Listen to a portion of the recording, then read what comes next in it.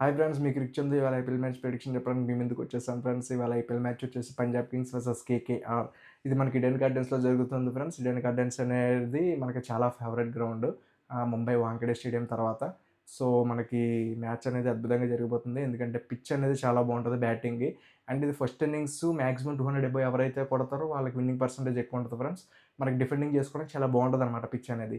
And 2 టీమ్స్‌లో తీసుకుంటే పంజాబ్ కింగ్స్‌తో పోలిస్తే KKR bowling అనేది కొద్దిగా వీక్‌గా ఉంది. ఎందుకంటే కార్తిక్ త్యాగి, లోకీ ఫెర్గుసన్ ఇలా చాలా ఆర్డినరీ బౌలింగ్ ఉంది. వరుణ్ చక్రవర్తి బౌలింగ్ కూడా ఈ మధ్య చాలా బా కొట్టేస్తున్నారు వరుణ్ చక్రవర్తి బౌలింగ్ కూడా.